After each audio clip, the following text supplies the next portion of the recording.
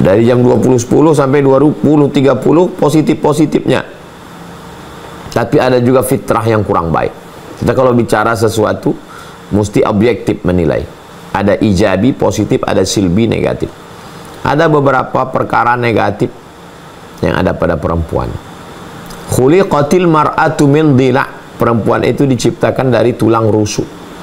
A'wajuha a'laha. Tulang rusuk yang paling bengkok adalah yang bagian paling atas. Tulang rusuk melengkung. Tulang rusuk paling atas nih melengkung. Paling melengkung, tengah agak melengkung. Di atas nih paling melengkung. Dari situlah perempuan diciptakan. In akhadta aqamtaha kasarta. Kalau kau paksa dia harus lurus, patah dia. Nah, maka apa makna melengkung ini? Dia selalu mengikuti perasaan. Makanya like and dislike. Kalau dia suka, tak ada cacat manusia itu di hadapannya. Tapi kalau dia sudah benci, maka namanya pun tak mau dia sebut. Bekas tapak kakinya pun jijik dia melihatnya. Itu makanya hakim dalam Islam adalah laki-laki. Kenapa? Karena dia memutuskan dengan rasionalitas akal, bukan dengan perasaan. Perempuan tidak bisa memutuskan perkara karena lebih dalam perasaannya, kalah rasional akalnya. Kalau nampaknya nanti ada orang tua itu jelas-jelas bersalah secara hukum, tapi dia lebih mengedepankan perasaan, bisa-bisa tak jadi orang tua itu dihukum. Padahal secara hukum itu salah, walaupun secara perasaan itu benar. Sedangkan hukum itu buta. Hukum itu lurus seperti pedang. Dia akan membantai siapa saja yang melanggar hukum. Tidak bisa pakai perasaan. Itulah mengapa keputusan tolak ada pada laki-laki. Karena kalau perempuan, begitu cepat dia berubah. Pagi berbolak-balik. Perempuan itu,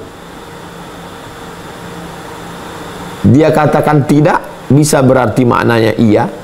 Dia katakan tidak, bisa berarti maknanya tidak. Dia katakan tidak, bisa berarti maknanya kadang-kadang tidak, kadang-kadang iya. Multi interpretasi. Banyak sekali lika-likunya. Makhluk yang paling unik di antara makhluk ciptaan Allah Subhanahu wa ta'ala. Nah, begitulah fitrah perempuan. Maka orang yang punya anak perempuan, dari mulai merajuknya, dari mulai ngambeknya, dari mulai ingin perhatiannya, tak sama antara mendidik anak laki-laki dengan mendidik anak perempuan. Perempuan ingin diperhatikan, perempuan ingin diberikan kasih sayang lebih pada pendidikan anak perempuan.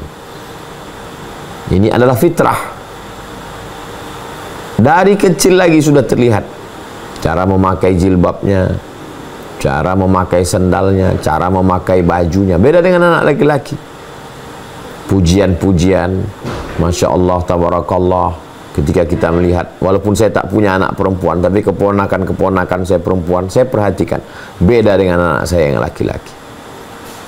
Itulah mengapa Nabi SAW mengajarkan, perempuan itu yang dia ingat adalah kata yang dipakai, pilihan katanya. Makanya Nabi memilih kata yang paling tepat, singkat, padat untuk Aisyah. Ya Humaira, wahai engkau yang kulitnya putih kemerahan kalau kena cahaya matahari. Nabi itu diberikan jawami'ul kalim, kata yang singkat tapi maknanya padat, tanpa harus memuji berlebihan panjang lebar ke sana kemari.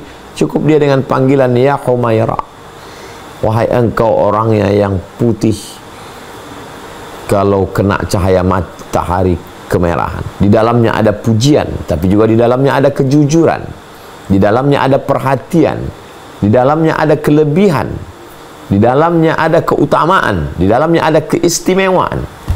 Perempuan merasa diperhatikan, dia merasa dilebihkan, dia merasa tersanjung, dia merasa dimuliakan.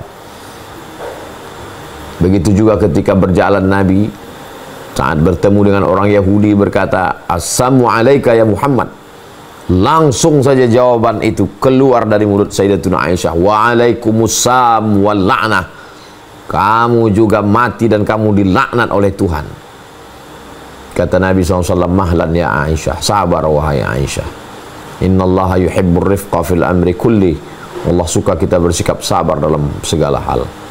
Kata Sayyidatuna Aisyah, mereka memakimu, kenapa engkau tidak balas? Nabi membalas, kata Nabi, wa'alaikum, kamu juga. Nabi tidak ingin keluar kata-kata tidak baik dari mulutnya. Ini menunjukkan bahwa ada sifat bawaan. Begitu juga dengan kecemburuan yang luar biasa ketika Nabi SAW menyebut-nyebut Sayyidatuna Khadijah, padahal Khadijah itu sudah meninggal dunia. Begitu juga ketika Nabi pulang, mulutnya berbau maghafir, madu yang terbuat dari bau yang asam. Lalu kemudian Sayyidatuna Aisyah mengatakan, bau maghafir, kata Nabi, kalau begitu aku tidak akan makan maghafir lagi. Turunlah ayat, la tuharrimu ma ahallallahu laka tabtaghi mardata azwajik, jangan kau haramkan sesuatu yang halal untuk menyenangkan istrimu. Apa maknanya? Ada kecemburuan. Aghirti ya Aisyah, engkau cemburu wahai Aisyah. Ja'aki syaitan, setan datang menggoda. Kata Sayyidatuna Aisyah, aw ma'iyya syaitan, apakah bersamaku ada syaitan? Ya. Kata Nabi, ya. Wa ma'akul insan, setiap manusia juga ada setannya. Kata Nabi, ya. Kalau bersama aku ada setan, bersama setiap manusia ada setan, berarti bersamamu pun ada juga setan ya Rasulullah. Lihatlah kecerdasan Aisyah. Tak salah kalau Nabi mengatakan, khudhu nisfadinakum, ambillah setengah agamamu min Humairah, dari perempuan, dari Aisyah radhiyallahu anha. Setengah agama ini diambil dari beliau karena kecerdasannya, karena pemahaman agama, karena kekuatan hafalannya. Banyak hafal dia hadis dan dia faham hadis itu. Beberapa hadis yang tidak difahami sahabat, mereka bertanya kepada Sayyidatuna Aisyah radhiyallahu anha. Tapi ternyata di balik itu ada sifat cemburu, ada sifat tidak bisa menahan kata. Ini menunjukkan bahwa perempuan selevel Sayyidatuna Ummul Mukminin, tapi tidak sampai kepada perbuatan haram, tidak sampai kepada perbuatan maksiat dan dosa, masih pada batas-batas koridor al-masmuh yang dibenarkan. Tujuan diceritakan itu dalam banyak riwayat hadis adalah supaya kita mengambil perhatian bahwa orang yang selevel Sayyidatuna Aisyah saja begitu, apalagi orang yang ada di sekitar kita, ibu kita, adik kita, kakak kita, istri kita, anak perempuan kita. Mereka manusia yang biasa.